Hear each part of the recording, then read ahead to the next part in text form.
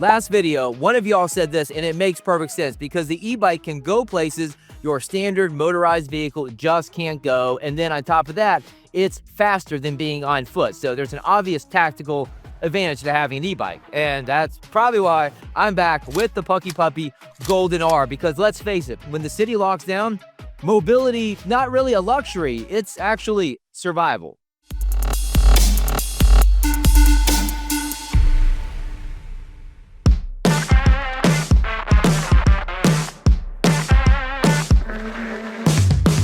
When I was scoping this out on the website and I saw a dual motor, I immediately thought of Tesla. Dual motor, 0 to 60 in like 2 seconds flat. And I was kind of disappointed it doesn't do 0 to 60 in 2 seconds flat. But here's what dual motors really means.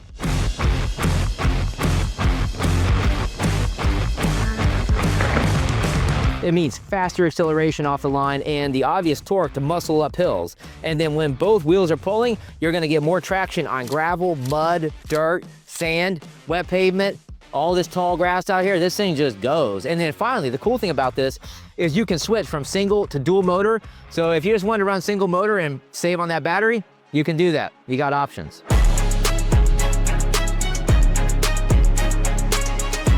Okay, let's talk specs in plain English. So we got a 48-volt removable battery. We got a range of 40 to 80 miles, and that just depends on the terrain and the load you're carrying on this bike, because this thing can actually carry up to 400 pounds.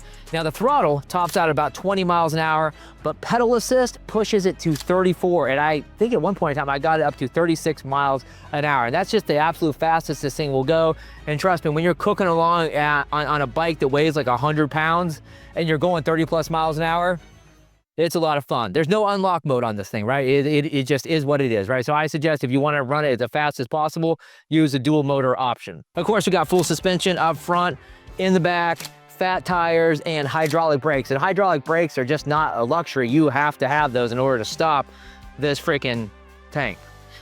And then finally, like I mentioned, payload, max it out at 400 pounds. So think about how much you weigh and then how much more you can put on the back. You see that rack back there? So, let's just say you weigh, I don't know, like I weigh 160 pounds and I have a backpack on, maybe that's another 30, 40 pounds.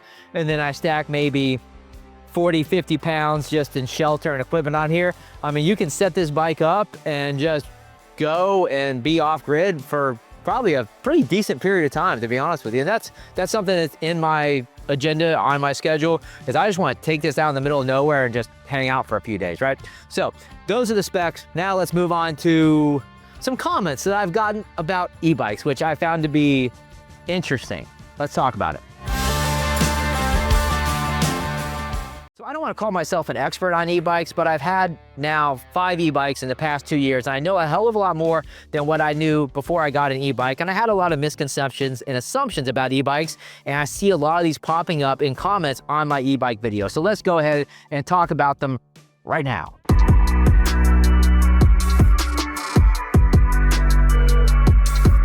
I picked out my top comments, right? And some of the assumptions I've had myself. And this guy says, hey, listen, I would rather rely on a fuel motorbike. Okay, that's fine, right? But guess what? You're gonna run out of gas. And sure, I'm gonna run out of battery, but guess what? With a few tweaks, I can recharge this with the sun. And guess what? If I run out of battery and my solar recharging just takes too long or whatever the case is, I can still ride this bike on flat terrain. Yeah, I'm not gonna climb Mount Everest, but I can ride it and I can pedal and be just fine. And if I have this extra problem with weight, I can drop more weight and I can even drop that battery and remove that to make the bike lighter. So that was an assumption of mine, but it just doesn't really hold up in the real world, at least in my experience. So next comment, only 10 miles range loaded. And this is a wild assumption. This is just literally not my experience and not the case. I've loaded these bikes out with well over 200 pounds and gotten 20 plus miles of range, sometimes more. Your range is really impacted, yeah, by the load, but it's also impacted by how fast you choose to go. So if I'm gonna load this thing out and blast down the road at 20, 30 miles an hour, yeah, my range is going to be much shorter than if I put this in pedal assist mode 1 and just go 10, 15 miles an hour. Make sense? Okay. Next comment. This comment right here threw me for a loop and I didn't even know how to respond to it, so I didn't. But come on, use this illusion, you'll crash? Yeah, maybe I'll crash if I'm blasting down this single track at 30 miles an hour with my eyes closed, okay? I'm not gonna do that. And I have some experience riding regular bikes, e-bikes. I grew up racing mountain bikes, building bikes, And you don't even need my depth of experience. You just need to know how to ride a freaking bike. I mean, my grandmother rides e-bikes, so like not a good reason to dismiss an e-bike. Next. This comment is pretty cool because yeah, it does take a little tweaking to get these to be able to recharge with a solar panel and batteries, but it can definitely be done. So props to this guy for doing it. And if you're watching this video, I'd love to have some more information about how you set that up, because that's definitely something I want to do with this bike.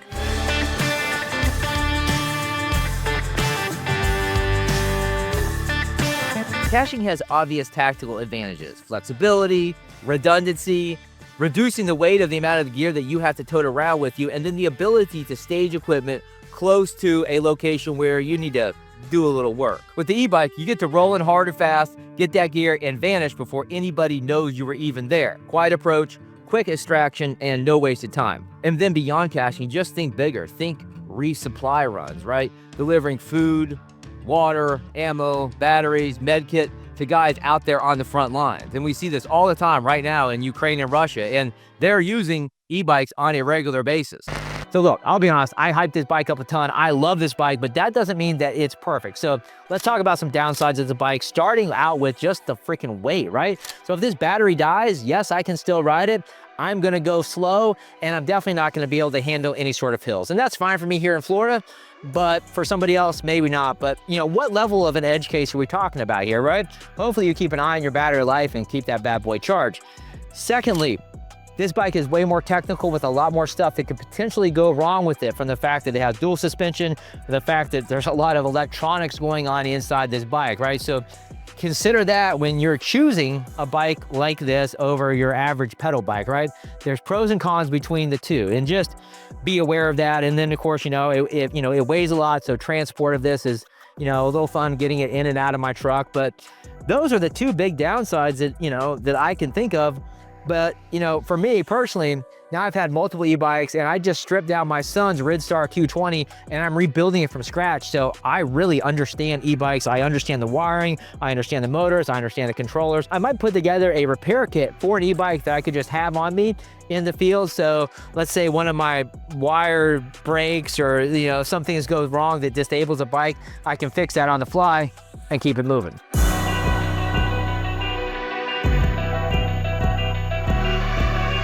Okay, so let's talk about who might want to use this bike. Pretty much anybody, okay? Outside the survivalist, prepper, tactical type of mindset. Think van life crew, think your average commuter, think you're going on vacation, maybe you want to take some bikes to ride around town and explore things. The practical application of the e-bike outside a crazy survival scenario is absolutely huge. I mean, I ride this to the gym. I get to the gym faster than I would if I actually drove my car. So, and of course, it's just a lot of fun to ride. One more comment that I totally forgot about, and if I can find it, I'll post up here. But I've had numerous people say, if an EMP hits, you're fucked. Okay, look, if I base my entire survival strategy and scenarios around edge cases like alien invasions, EMP attacks, I'd probably never leave my house. Yeah, so anyways, links to this bike are down there in the pin post and description, including some specs.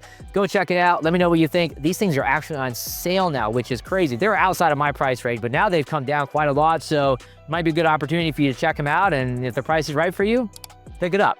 And when you do that, you support the channel, and I make a little money for all my hard work out here. In the comment section, fight me in the comment section. Tell me if this is a good idea, a bad idea, or if I'm going to crash and die. And if I did crash and die, hey, at least I'd be having fun in the process. So thanks for the support, and I'll see you in the next one.